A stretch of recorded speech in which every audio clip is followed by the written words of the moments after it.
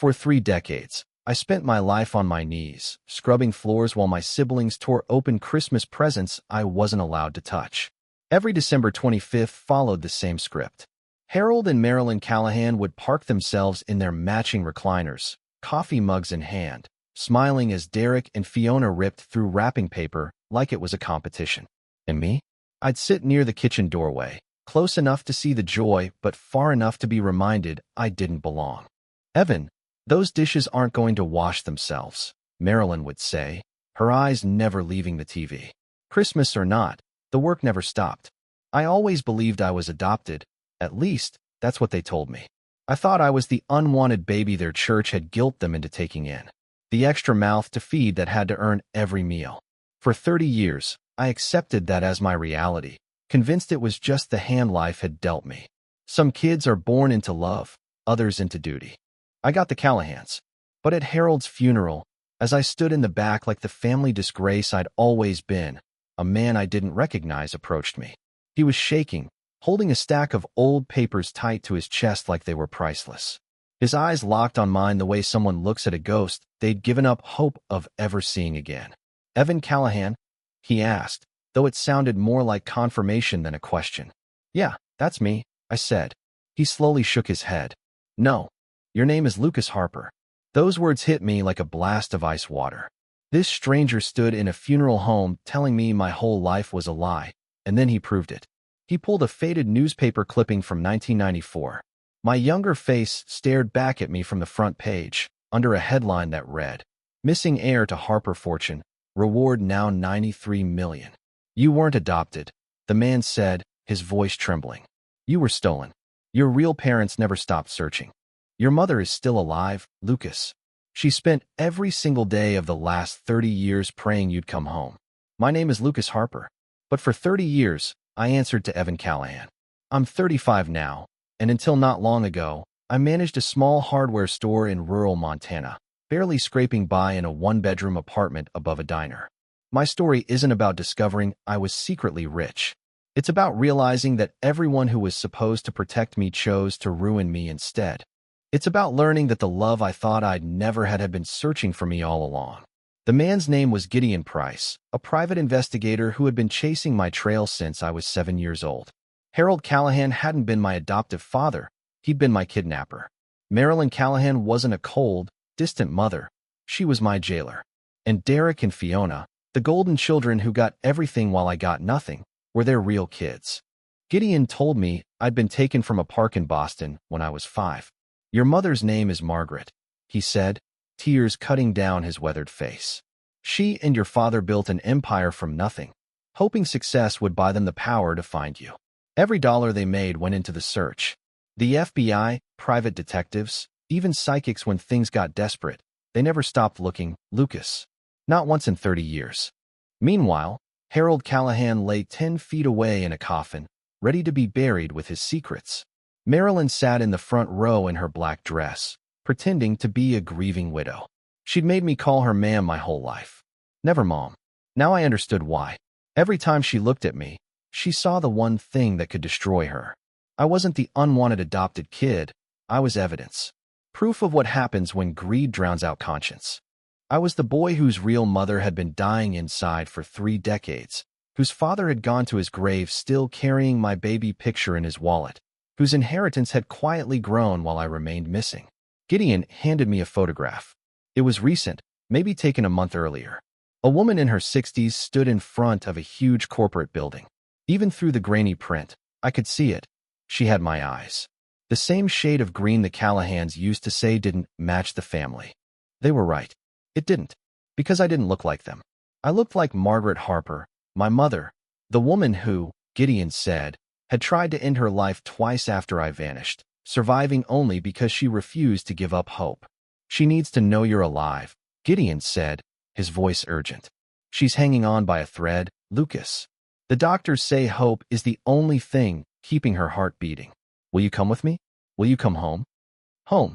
The word felt foreign. Home had been the barn where I hid on nights Harold was drunk and violent. Home had been a freezing apartment with roaches and a broken heater I couldn't afford to fix. Home was anywhere the Callahans weren't. Now this stranger was telling me that home was a mansion in Boston, with a mother who never stopped searching and a fortune that had been mine since birth. People were starting to leave the funeral.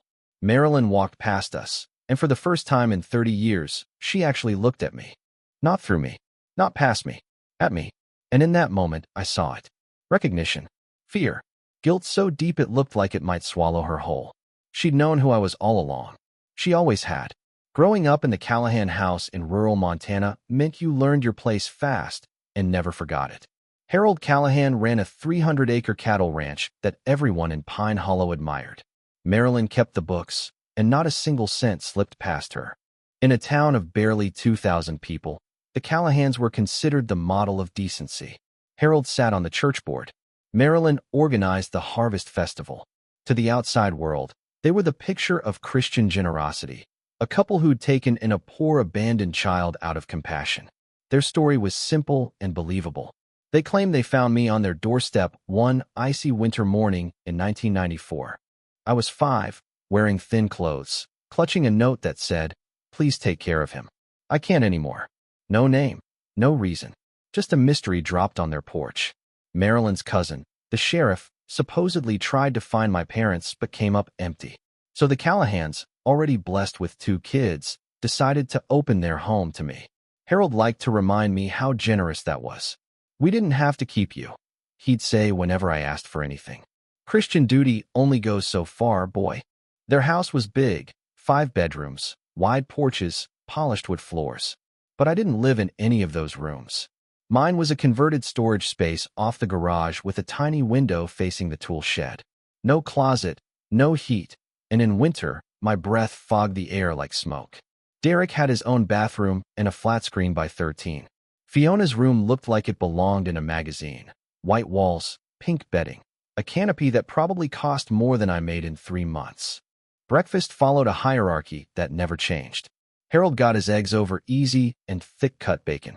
Marilyn drank her coffee black and ate whole wheat toast. Derek and Fiona had pancakes or sugary cereal. I ate leftovers, if there were any. Most mornings I spread peanut butter on stale bread I'd hidden in my room for when leftovers meant nothing. Evan needs to learn that nothing in life is free. Marilyn would tell her church friends if they asked why I was so thin. "We're teaching him work ethic. It'll do him more good than handouts." My day started at 4:30 a.m. I fed the chickens, milked the cows, cleaned the stalls, then dragged myself to school smelling faintly of manure no matter how long I showered. Derek walked past me in the halls like I didn't exist, surrounded by his football buddies. Fiona would step away if I got too close. "He's just the help," she'd whisper to her friends. When school ended, I went straight back to work. Fences needed mending. Feed needed hauling. Machines Harold accidentally broke needed fixing. He taught me how to repair engines, not to help me learn, but because free labor was better than paying a mechanic. By 12, I could rebuild a tractor from the ground up. By 15, I was maintaining every vehicle they owned while Derek couldn't change a tire. Once, when I asked if I could sit with them for Thanksgiving dinner, Harold sneered. "You're lucky we feed you at all," he said. "Your real mother didn't want you. What makes you think you deserve to sit with a family?" Their cruelty wasn't careless. It was deliberate. Marilyn kept one photo of me in the house, taken when I was 7. I stood off to the side, barely in the frame. She'd show it to guests and say, "We treat him like one of our own," smiling while I poured lemonade for her book club. School was the only place that didn't feel like punishment. My teachers liked me because I worked hard. Mrs. Whitaker, my 8th grade English teacher, once told me, "Evan, you're smart enough for college. Have you thought about it?" "Kids like me don't go to college," I said, repeating Harold's words. She just looked at me for a long moment, like she knew something she couldn't say. Years later, I realized she probably suspected something was wrong.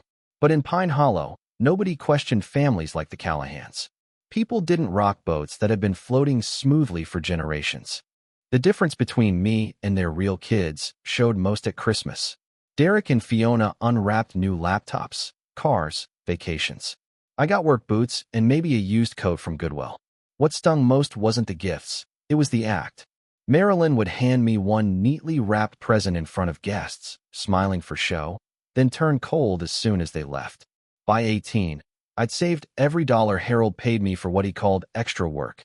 $2,000, hidden in a coffee can, was enough for a deposit on a cramped apartment above Willow's Cafe in town. When I told Marilyn I was leaving, her only response was, "Don't come crawling back when you fail." But I didn't fail. I got a job at Frost's Hardware, where Leonard Frost showed me more kindness in one day than the Callahans had in 18 years. "You're a good worker, Evan," he'd tell me. "Reliable. Honest. Not many like that anymore." I built a life from nothing because I believed that nothing was all I deserved. And every night, lying in that tiny apartment, I'd find myself wondering who my real mother was, and if she ever thought about me. For years I asked myself what kind of woman could abandon her child on a doorstep in the freezing cold. What was so wrong with me that even my own mother couldn't love me? Those questions ate at me for 30 years. Poison the Callahans fed me drop by drop until I believed it. But none of it was real. There was no doorstep, no note, no heartbroken mother too poor to keep her son. There were only Harold and Marilyn Callahan, two criminals who stole a boy and passed him off as their charity case while using him as unpaid labor. They built their good reputation on lies and my misery. Harold's death came out of nowhere. Tuesday morning, early September. A heart attack while branding cattle, dead before he hit the ground. The whole town turned out to mourn him, packing Grace Community Church wall to wall. I stood in the back, unwelcome at the family pew even after 30 years under their roof. "This section's for blood relatives, Evan," Marilyn had told me that morning, her tone sharp as broken glass. I told her I understood. And I did. Even in death, Harold controlled the story.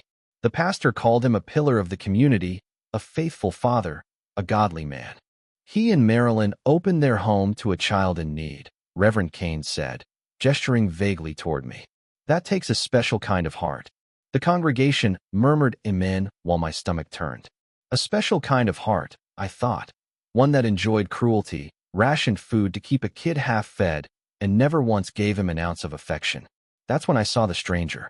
He didn't belong there. Expensive charcoal suit, polished shoes, hair neatly combed. He looked like a diamond dropped in a gravel pit. While everyone else focused on the sermon, he kept glancing my way, checking his phone, gripping a folder of papers like they were sacred. His hands trembled. When the service ended and the crowd filed toward the cemetery, Marilyn passed me with Derek and Fiona on either side of her. Their black clothes were designer, mourning paid for by money Harold had stolen long before his death. The stranger waited until most people had gone before approaching. "Evan Callahan." His voice shook like he'd been rehearsing this moment for years. "Yeah," I said. "That's me." He stepped closer, sweat glistening on his forehead despite the cool air. "No, it isn't," he said quietly. "Your name is Lucas Harper. I'm Gideon Price, private investigator. I've been looking for you for 28 years. The words hit like a punch to the chest. My throat tightened, and suddenly the church felt too small. "You're mistaken," I said. "I'm adopted. My name's always been Evan." "You weren't adopted," he replied, opening the folder with shaking hands. "You were kidnapped. Taken from a park in Boston when you were 5. Your parents, your real parents, are Margaret and William Harper. They own Harper Enterprises. They never stopped searching for you." He spread a stack of old newspaper clippings across the pew.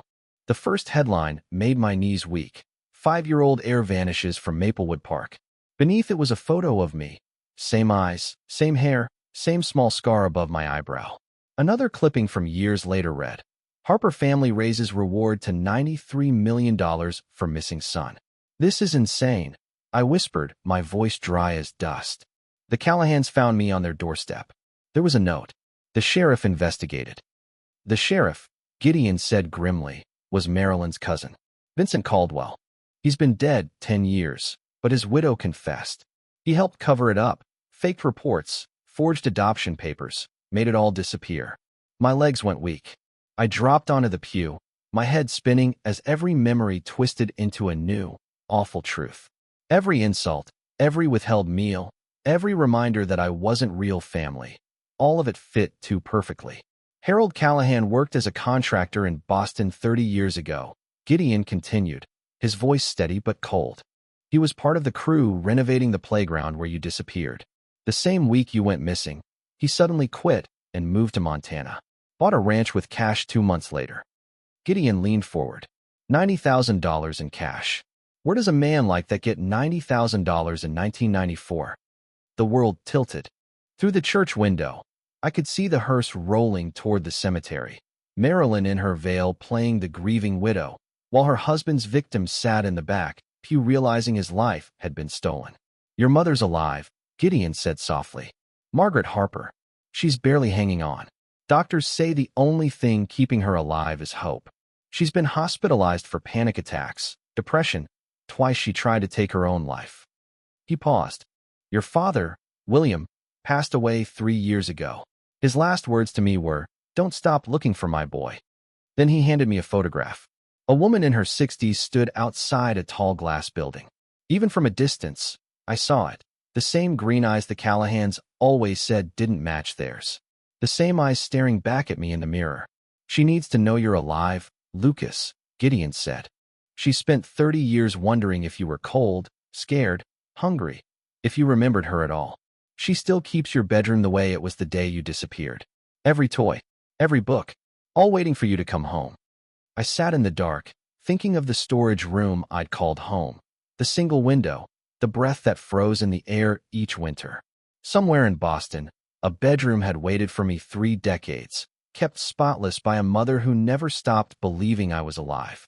"If this is true," I said, "why didn't anyone find me sooner?" "Harold covered his tracks," Gideon replied. "Changed your name. Picked a small town where no one asked questions. You were young enough to forget. He built the adoption story before your memories could form." The investigation had followed thousands of false trails, everyone buried under fake paperwork that looked real. Only when Sheriff Caldwell's widow came forward had the truth finally surfaced. Marilyn appeared in the church doorway, scanning for stragglers. Our eyes locked. For the first time, fear cracked her polished mask. She knew who Gideon was. She knew why he was here. 30 years of lies were collapsing in real time. "We need proof," I said. "Already in motion," Gideon answered. "DNA. But we have to move carefully. Marilyn's dangerous. If she senses we know, she'll burn everything." That night, I didn't sleep. Gideon had given me a burner phone and clear orders. Act normal, wait for results. But how do you live normally when your life has just been exposed as a crime scene? I lay awake above Willow's Cafe, replaying decades in reverse.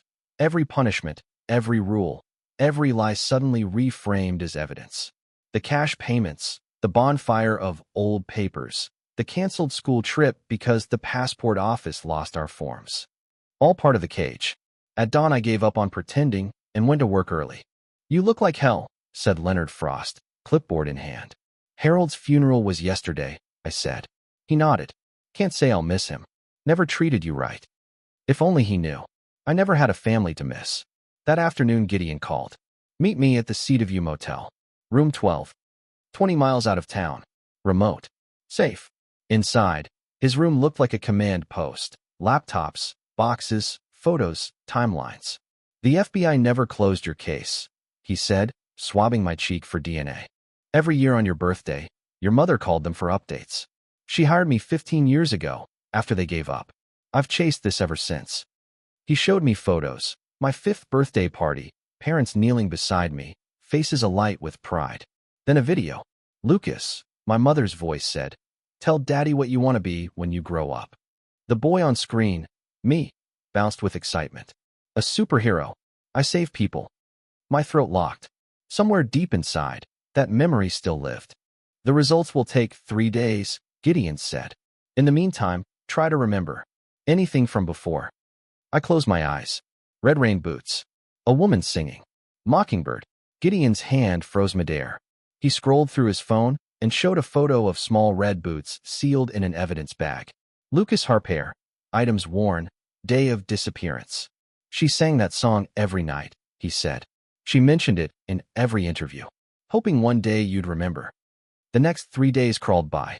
I worked, smiled, played the obedient ghost of Pine Hollow. But Marilyn had started to move. She came into the hardware store twice in 1 week. "Evan," she said, "with Harold gone, maybe we can be a real family. Dinner Sunday?" 30 years, and never once had she asked. "I'm busy," I said. Her smile hardened. "I found some papers in Harold's office. Adoption records.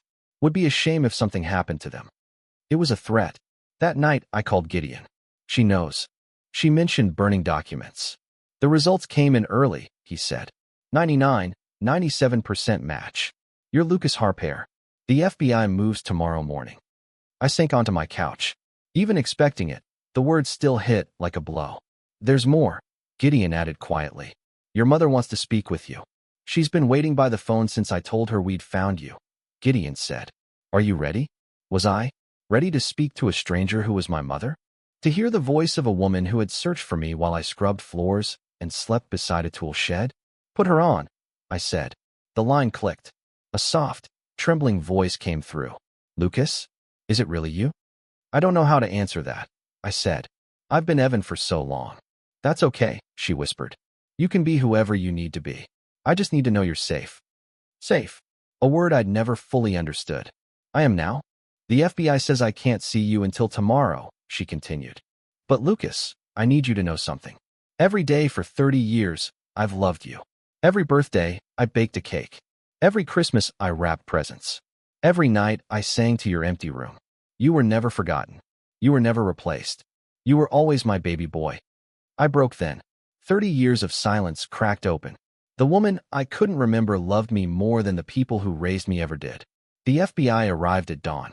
6 black SUVs rolled into Pine Hollow, engines low, deliberate, like an army reclaiming stolen ground. From my window, I watched them surround the Callahan Ranch. Marilyn stood at the sink, coffee in hand, rehearsing another day as the grieving widow when the knock came. Within minutes, she was in handcuffs. Gideon picked me up an hour later. She's not talking yet, he said, but she will. At the sheriff's station, I stood behind one-way glass while Marilyn faced interrogation. Without her perfect hair and church smile, she looked small, just an old woman cornered by truth. Agent Tan, calm and relentless, laid out the evidence, DNA results, financial records, testimony from Sheriff Caldwell's widow, phone logs showing Harold had called the Harper residence 12 times before the abduction. Marilyn sat still for 3 hours, saying nothing. Then Tan played the video of my 5th birthday. Turn it off, Marilyn whispered. That's Lucas Harper, Tan said. The boy you renamed Evan. The boy whose parents you destroyed. Marilyn's mask cracked. We didn't plan it. Harold saw an opportunity. Tell me everything. Her confession came in fragments. Harold had been working at Maplewood Park, drowning in gambling debt. Watching rich families with their children had lit a bitterness in him. He noticed how the Harper nanny often got distracted. One day he acted. I was supposed to wait in the truck, Marilyn said. He grabbed the boy when no one was looking. We planned a ransom, but the news blew up. The reward. The FBI. We panicked. We couldn't return him. So you kept him, Tin said flatly. We moved. Harold's cousin died. Left us enough for a ranch. Vincent helped fake the paperwork. He owed Harold money. And you raised him as labor, Tin said. We gave him food and shelter, Marilyn said weakly. More than some kids get. Tin spread photos of the Boston bedroom my parents had preserved. This is what he should have had. His own room. His education. His family. You gave him a storage closet. Marilyn's voice wavered. You don't understand. Every day we feared someone would recognize him. Love would have made us weak. We had to stay distant. You tortured a child to protect yourselves, Tin said. Outside the room, Derek and Fiona arrived, demanding answers. When the FBI told them the truth, Fiona collapsed. Derek just stared through the glass. You knew, I said, stepping inside. You had to know something was wrong.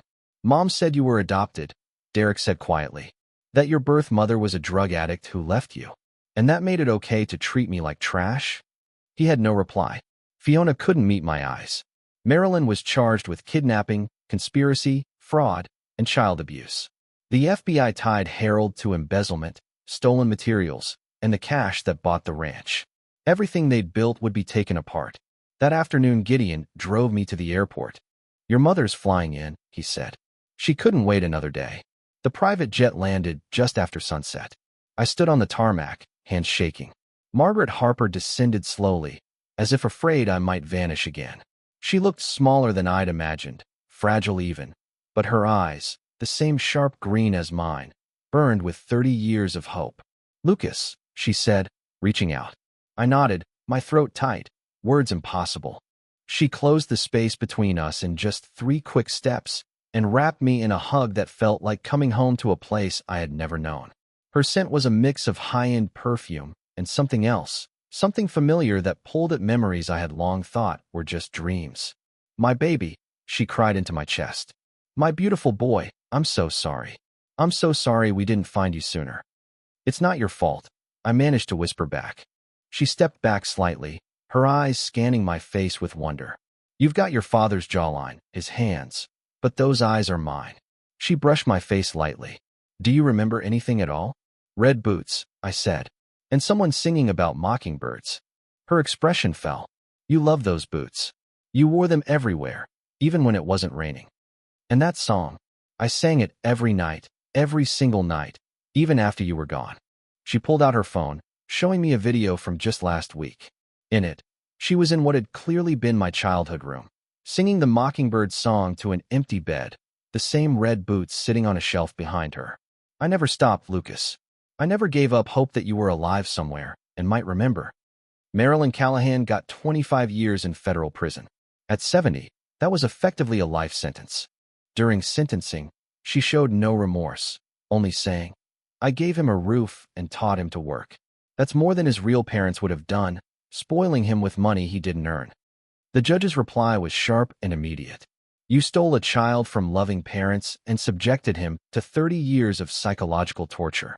You destroyed 3 lives for greed. 25 years is merciful." Derek and Fiona lost everything. The ranch was seized as criminal proceeds, and the FBI discovered that Harold had embezzled over $200,000 over his career, funding their comfortable life with stolen money. Derek came to see me once before I left Montana. "I need you to know something," he said awkwardly in my apartment. "When we were kids, I heard Mom and Dad arguing one night. Dad said something about if anyone finds out about the boy. Mom told him never to mention it again. I should have known. I should have said something." "Why didn't you?" I asked.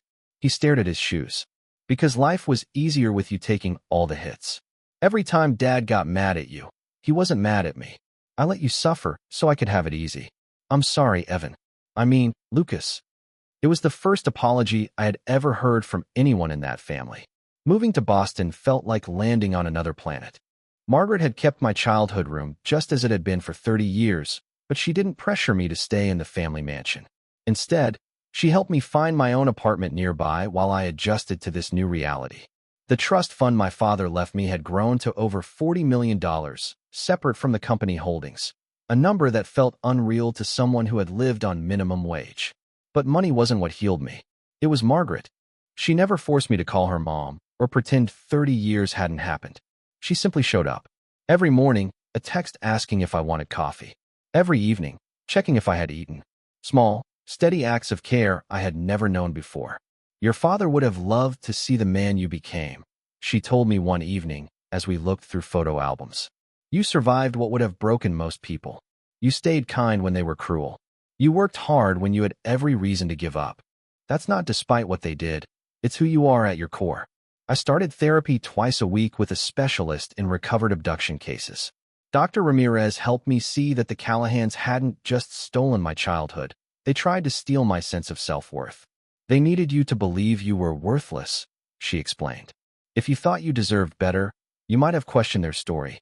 Your survival mechanism was to accept their version of reality. Now, you get to write your own." Leonard Frost called last month. "Heard everything on the news. Hell of a thing, Lucas. You coming back to visit?" "Maybe someday," I told him. "Not yet." "Well, when you do, remember this. You were the best worker I ever had, and that had nothing to do with the monsters who raised you.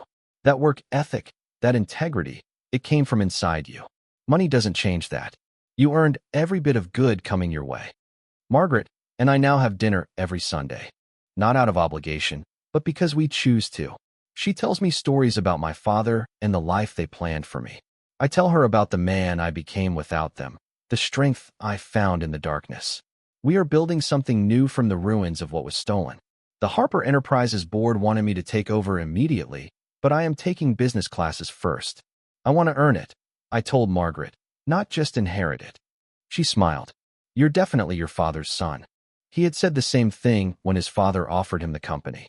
The fortune The company, the Boston society life awaiting me. It all feels surreal. But the greatest gift isn't money. It's knowing that while I was sleeping in a storage room, convinced I was unwanted, two people loved me desperately. While Marilyn told me I was lucky to get scraps, my real parents were spending millions trying to find me. Margaret donated the $93 million reward to the Children's Protection Alliance. Other families are still searching, she said. Maybe this will help them find what we found. Last week, I drove past the Callahan Ranch. The property is now set for federal auction, with weeds already creeping through what used to be Marilyn's meticulously kept garden. The storage room where I spent 18 winters is still visible from the road, its lone window staring out toward the tool shed. I don't hate that room anymore. A boy named Evan survived in that space, doing the best he could with the lies fed to him, somehow holding onto his humanity despite everything thrown his way. That boy, the one who got up before dawn each day convinced he was worthless, he saved Lucas Harper. He kept him alive, kept him working, and kept him moving forward until the truth finally found him. I am grateful to Evan Callahan. He wasn't real, but his strength was tangible. Now, I am Lucas Harper, learning how to become the man my real parents always knew I could be.